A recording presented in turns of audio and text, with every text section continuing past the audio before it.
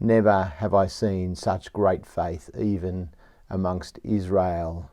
Today we're talking about faith. What makes great faith? What is it? How do you know if you've got it? How do you exercise it? There's a lot of confusion around today. There's something called the Word of Faith movement, which is very, very strong through Latin America, throughout the US. A lot of the mega churches are teaching it, that if you are a Christian, you should know who you are and you should just declare things into being, because as a child of God, the Spirit of God, what you articulate will just happen because God is with you. Is that great faith? It seems like great faith, faith that can move mountains kind of stuff. But is that what it is? Well, let's see what Jesus has to say in Luke chapter 7 in our daily devotional. We're in Luke 7, coming to you from the farm again. We're helping Alison's mum with her moving, or preparation for moving. We're in Luke chapter 7. When Jesus had finished saying all this, in the hearing of the people, he entered Capernaum.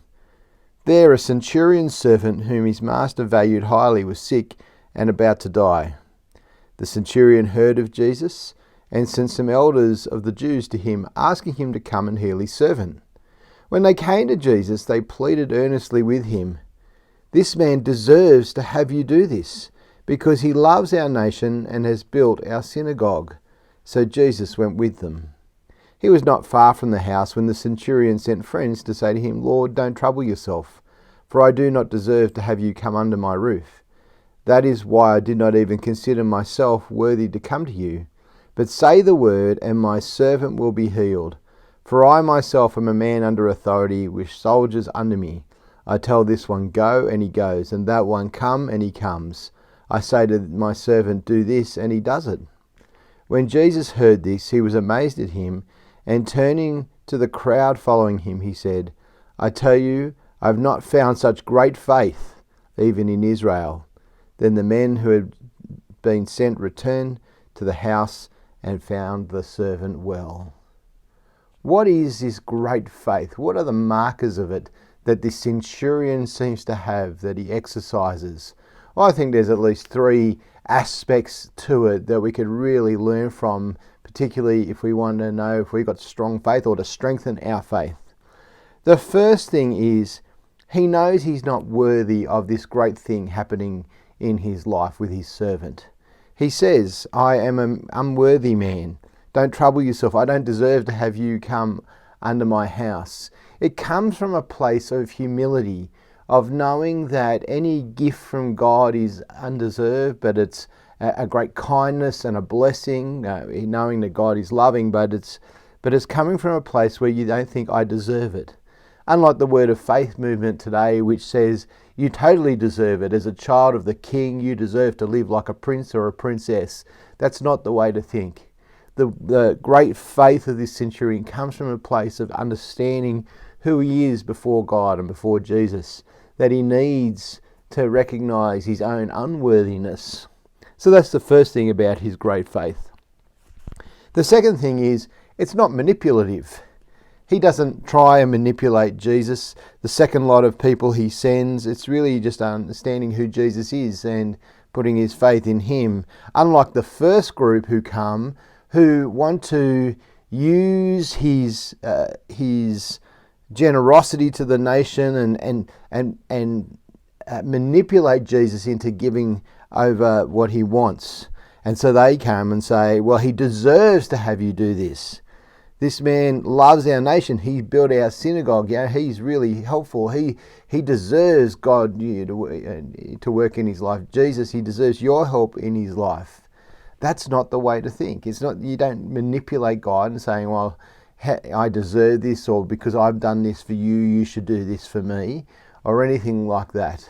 And so it's not manipulative. His friends may try and manipulate Jesus, but that is not what the man is interested in doing. He just loves his servant and wants good for him.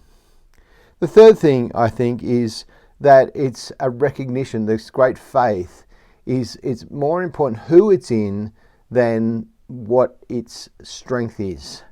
It's great faith because he knows that Jesus can do what he's asking. There's no doubt about it. He's not trying to sneak up and touch him to see if power will come out like some of the others earlier have done. He just knows that Jesus, being the master, will be able to say the word and it will happen. Just as he, as a centurion, he has charge over troops, he has charge over his household. He says the word and he knows it will be done. And so there's great confidence in the authority of Jesus. He can see something of who Jesus is that even the people of Israel can't. So there's what true faith, great faith looks like. It comes from a place of humility. It doesn't try and manipulate God. And it's recognition that God, if he's willing, can do whatever he wants to do. And so it's an asking, it's a request. It's not an automatic kind of this will happen.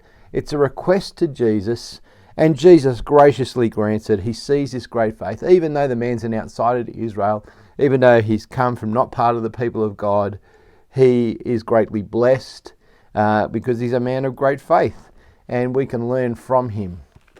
In terms of the movements today, don't be sucked in by, if you're watching some of the Word of Faith teachers like Kenneth Copeland and Benny Hinn on the internet, they will say you deserve God to work in your life, that you can manipulate God just by the words you say, not thinking negative thoughts, only thinking positive thoughts, that you will bring things into being using natural laws which are from the New Age, they're not from the Bible, the law of attraction, the law of reaping and sowing, and all these things that they claim, which are just New Age nonsense. Have great faith like this guy. Know that whatever we get from God is not deserved, that we don't have to manipulate God for it, and that we trust him because he is the master, he is the one with all authority. I'm going to pray. Dear God, thank you for this man and for his great faith, and we pray that you might teach us to have faith like him. Help us to not think highly of ourselves. Help us not to try and manipulate and impress you with our achievements in order to get what we need. Help us just to rely on you because you are the master. And we pray that you would be willing to work in our lives, particularly in bringing friends to faith, helping us grow in godliness.